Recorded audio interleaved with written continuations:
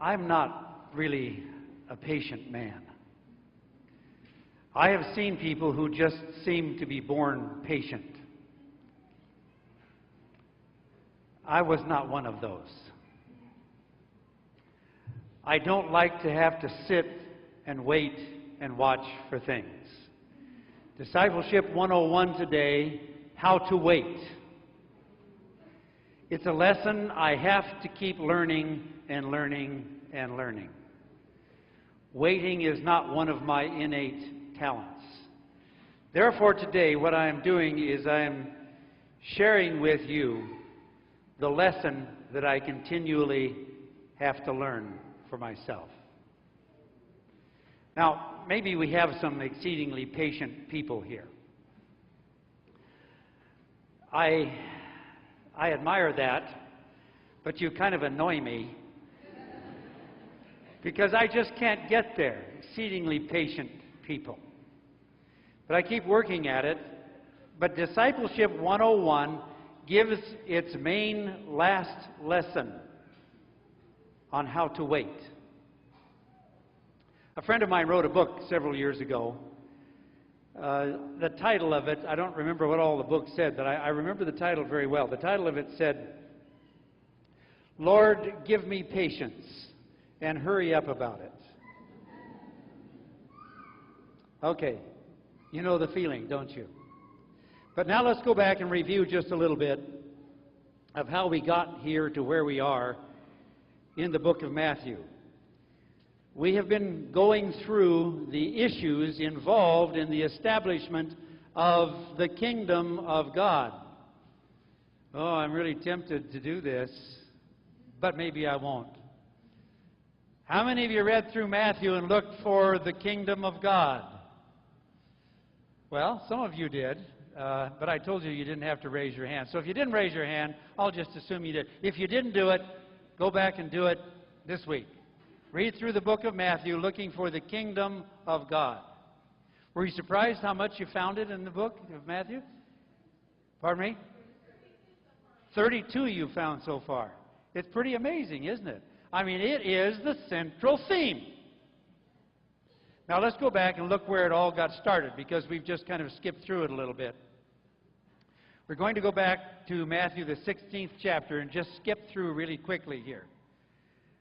When Jesus came to the region, this is verse 13. When Jesus came to the region of Caesarea Philippi, he asked his disciples, "Who do people say the Son of Man is?" They replied, "Some say John the Baptist, others say Elijah, still others Jeremiah or one of the prophets," which always seemed like kind of an odd answer to me. But I won't take time to go into that. Then he says, verse 15, "But what about you? Who do you say I am?"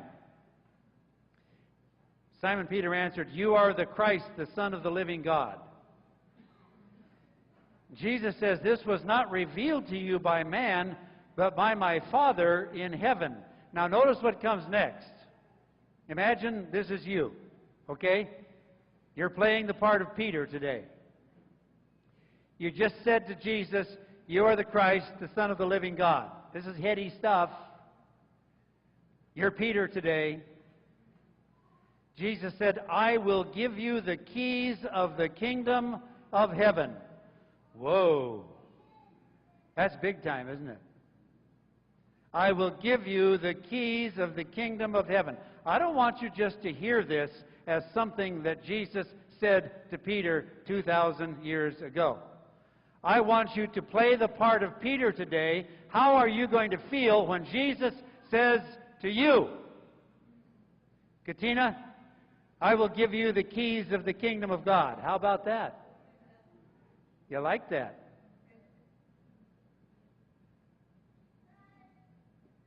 You're playing the part of Peter today. Ooh, it feels good, doesn't it? Well, hold on. Just hold on before you get too high and mighty. From that time, verse 21, from that time on, Jesus began to explain to his disciples that he must go to Jerusalem and suffer many things at the hands of the elders, chief priests, and teachers of the law, and that he must be killed and on the third day be raised to life. Oh, come on. You know, you've just been given the keys of the kingdom of God from the one who you call the Son of the living God, and he says he's going to go up to Jerusalem and get persecuted and killed. Come on. How does it feel to be Peter now? Well, what do you do next? I'm not asking you what did Peter do next. I'm asking you what do you do next, because you're playing the part of Peter today. Peter took him aside. Really? Peter took him aside and began to rebuke him. Never, Lord, he said, this will never happen to you. Wait a minute now. You just told him that he's the Son of the living God, and now you somehow have the audacity to pull him off to the side and say, you don't know what you're talking about. How does it feel to be Peter now? Confusing? Jesus turned and said to Peter, out of my sight, Satan, you are a stumbling block to me. You do not have the mind of the things of God, but the things of men. I mean, just sentences before, Jesus is telling him that he received this from God, and now he calls him Satan and says, get out of my sight, because you don't understand what the kingdom of heaven is about. You're thinking like a human. Okay, that's why we need to understand what the kingdom of heaven is about. That's why we need Discipleship 101, because we're thinking like humans and not godly as it's revealed to us. Now let's trace this on just a little bit, because we've got to move along here. This is chapter 17, verse 22. Okay, the first time Jesus says this, Peter rebukes him and says, no, you don't know what you're talking about. Okay, here's the second time. 17:22. When they came together in Galilee, he said to them, the Son of Man is going to be betrayed into the hands of men, and they will kill him, and on the third day he will be raised to life. And the disciples were filled with grief. How many disciples do we have here? Oh, yeah. Disciples are thick-headed, aren't they? Yeah, we know all that. The disciples were filled with grief. First time, Peter contradicts him. Second time, they're filled with grief because they can't get it through their heads what the kingdom of God is like. But it doesn't stop there. Let's go on. Chapter 20, verse 17. Now, as Jesus was going up to Jerusalem, he took the 12 disciples aside and said to them, we are going up to Jerusalem, and the Son of Man will be betrayed to the chief priests and teachers of the law. They will condemn him to death and will turn him over to the Gentiles to be mocked and flogged and crucified. On the third day he will be raised to life. What happens this time? Ho-hum. We've heard all of this before. You know, he has this silly fantasy of something. You know, just kind of ignore it. He doesn't know what he's talking about. First time, Peter contradicts him. Second time, they're filled with grief. The third time, they ignore him. No wonder they didn't understand what was going on. Because they had it so firmly entrenched in their mind that their concept of the kingdom of God was what had to happen, and they were not willing to accept what Jesus said was going to happen as part of the kingdom of God. Now, why am I telling you this? Because we're going to get to a scary thing here in just a minute. What happens next? Then the mother of Zebedee's sons came to Jesus with her sons, and kneeling down asked a favor of him. This is right after Jesus said he's going to get killed. You got to get the context here. The mother of Zebedee's sons came to Jesus, kneeling down, asked a favor of him. What is it you want, he asked.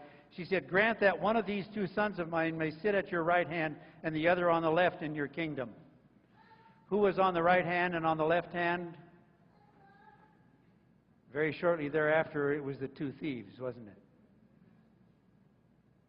You don't know what you're asking, Jesus said to them.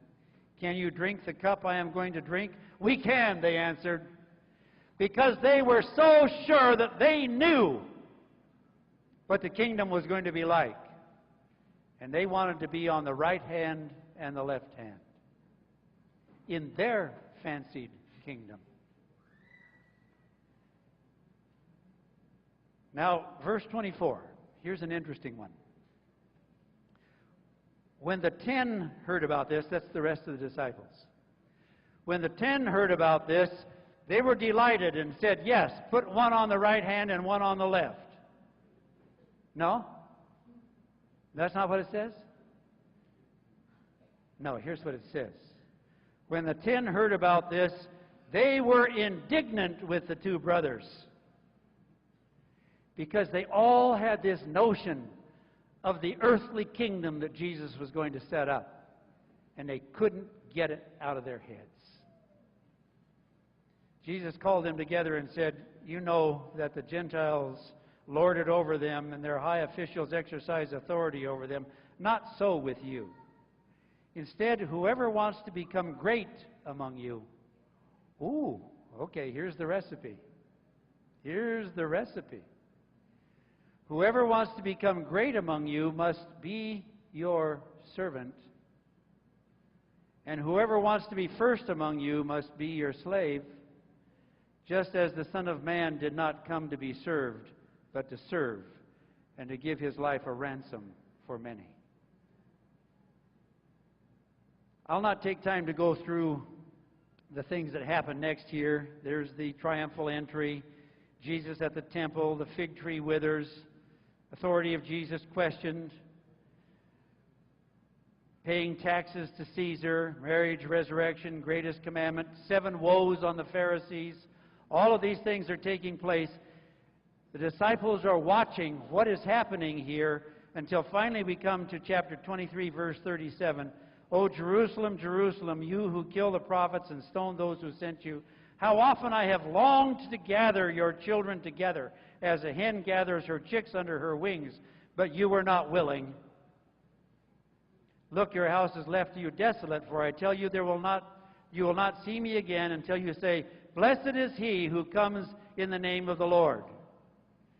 Now, this all sparks curiosity in the disciples, and they ask a question that they don't even understand the answer, and I would suggest that you and I don't even understand the answer today, because like the disciples, we have built up our own notions of what the end is going to be like, even in absolute contradiction to what Jesus is just going to say to us. Now, I'm going to read you something that is ingrained in our psyche, but that's not what it says. Verse 3, as Jesus was sitting on the Mount of Olives, the disciples came to him privately. Tell us, they said, when will this happen, and what will be the sign of your coming and the end of the age? Well, they were confusing two things together here. One was the destruction of the temple at Jerusalem, and one was the second coming. But Jesus tries. He says, watch out that no one deceives you. Okay, what's the first thing you're supposed to do about this? Watch out that no one deceives you. For many will come in my name, claiming I am Christ, and will deceive many. And you will hear of wars and rumors of wars, but see to it that you are not alarmed. Now here it comes. Such things must happen, but the end is still to come. How did we miss that line? Such things must happen, but the end is still to come. We even have it in a song that we love to sing. Nations are angry, by this we do know, Jesus is coming again. That's not what it says. It says these things will happen. See to it that you are not alarmed. Such things must happen, but the end is still to come. That's one of the disturbing things about peace. If your favorite sign of the coming of Jesus is wars and rumors of wars, and peace breaks out, that undermines your favorite notion of his coming. It almost gets to the place where we are cheering for wars and rumors of wars. That's not what it says.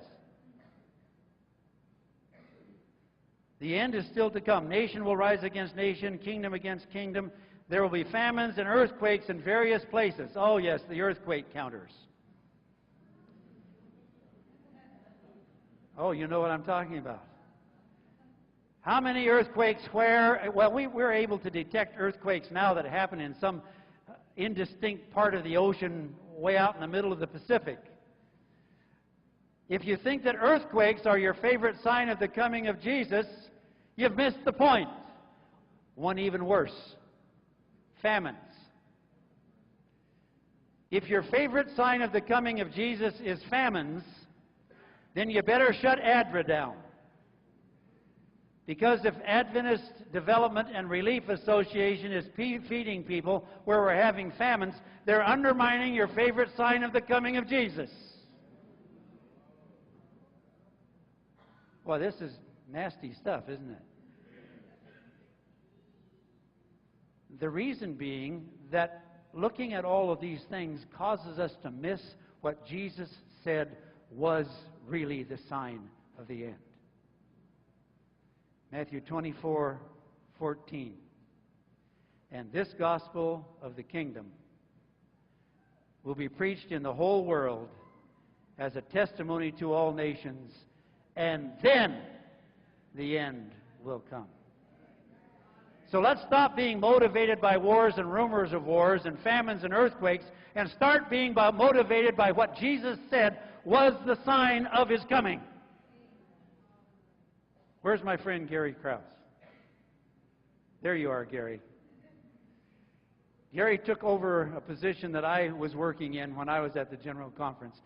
And what Gary is doing, not by himself, but through the whole church, what is happening, Gary, is the sign of the coming of Jesus. Not earthquakes and famines. The Office of Mission Awareness, the Office of General Conference Mission, is not in conflict with ADRA. It is working on what is the sign that Jesus gave of His coming. Preaching the gospel to the world. Now, Jesus does a strange thing at this point. He gives us 4 stories. And I'll not take time to read them all. You know them well. I'll just summarize them.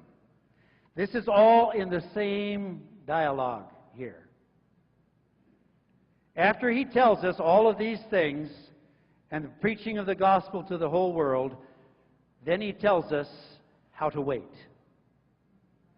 Starting with verse 36. No one knows the day or the hour, not even the angels of heaven, nor the Son.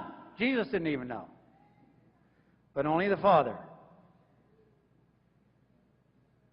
And what does He say to do?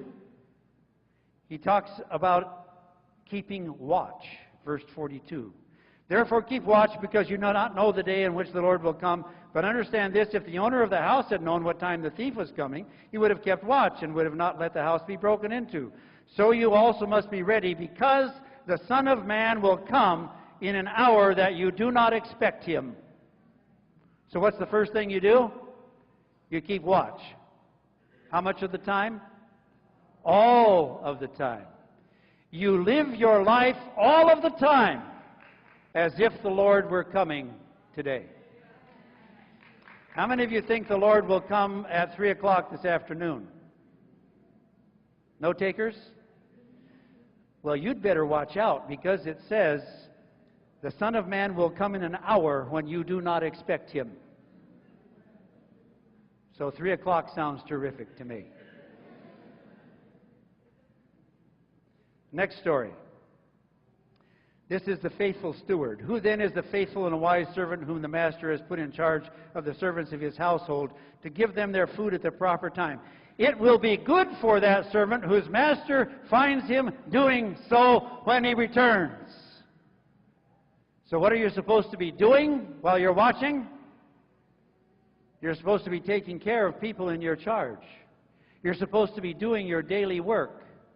To the place that I can imagine someone, the servant, bringing in the food to serve at the table, and he looks up when he hears a sound behind him and says, "Oh, the master is back." So what are you supposed to be doing when Jesus comes? Serving others. doing the responsibilities that God has given you. Okay, the next story. We call it the parable of the 10 virgins, of the 10 young women. At that time, the kingdom of heaven will be like virgins who took their lamps and went out to meet the bridegroom. 5 of them were foolish and 5 of them were wise. The foolish one took their lamps but did not take any oil with them. The wise ones, however, took oil in the jars along with the lamps. The bridegroom was a long time coming. There it is again. And they all became drowsy and fell asleep. Now, how many times I have heard misapplied this text of people who were asleep at the coming of the Lord. Well, the interesting thing about it is both the 5 wise and the 5 foolish were asleep. And how does time pass for you when you are asleep? Bang, and it's gone. So the passage of time until the Lord comes should be as if we were asleep and unaware of the passage of time. Because we're watching, we're doing what we're supposed to be doing every day, and the passage of time is not an issue to us. The interesting thing about this is that the 5 foolish virgins and the 5 wise virgins were asleep just the same. The difference is that 5 of them, half of them, were prepared to wait. Prepared to wait. One more story Jesus tells. The parable of the talents. Again, this is verse 14, 25:14. Again, it will be like a man going on a journey who called his servants and entrusted his property to them. You remember he gave 5 talents. Well, we don't know what talents means, but a talent is way more than $1,000. So this was a tidy sum of money. So let's do our usual thing and assign some money to it. Let's say to the first one he gave $5,000, to the second one he gave $2,000, and to the third one he gave $1,000. Verse 19, after how long? After a long time, the master of those servants returned and settled accounts with them. And the one who had 5 brought another 5 that he had made. And the one who had 2 brought another 2 that he had made. And the one that had 1 makes some very serious charges about his master. Then the man who had received 1 talent came. Master, he said, I knew you were a hard man, harvesting where you had not sown, and gathering where you had not scattered. So I was afraid and went out and hid your talent in the ground. See, here is what belongs to you. Now, the interesting thing of it is that the master does not argue with him. He does not deny these charges. Neither does he admit to them. I am not comfortable with the idea of this being interpreted as the way God is. Listen what it says. You wicked and lazy servant. It says, you knew. Now I would like to retranslate this. Knew would be the same as perceived. Are we all right with that? Let's go with that word. I think it makes more sense. You perceived that I harvest where I have not sown and gathered where I have not scattered seed. That doesn't mean that's the kind of guy he was. That's what this guy thought he was. Well, then why didn't you have my money put on deposit in the bankers so when I returned I would have received it back with interest? Take the talent from him and give it to the one who had 5. What do we do while we wait? I'm not a patient man. This text is for me. The first thing I do is watch and be ready. The second thing that I do, I continue serving the people who God brings into my care. The third thing that I do is I'm oblivious to the passage of time as if I were asleep. And the fourth thing that I do is take the gifts that God has given me and multiply them in His service. And then the reward. Verse 34, chapter 25. Then the king will say to those on his right, You wanted to be on the right or the left hand? Well, I'd rather be on the right in this. Then the king will say to those on his right, Come, you who are blessed of my Father, take your inheritance, the kingdom prepared for you since the creation of the world. For I was hungry, and you gave me something to eat. I was thirsty, and you gave me something to drink. I was a stranger, and you invited me in. I needed clothes, and you clothed me. I was sick, and you looked after me. I was in prison, and you came to visit me. Then the righteous will answer him, Lord, when did we see you hungry and feed you, or thirsty and give you something to drink? When did we see you a stranger and invite you in, or needing clothes and clothe you? When did we see you sick in prison and go and visit you? And the king will reply, I tell you the truth. Whatever you did for one of the least of these brothers and sisters of mine, you did for me.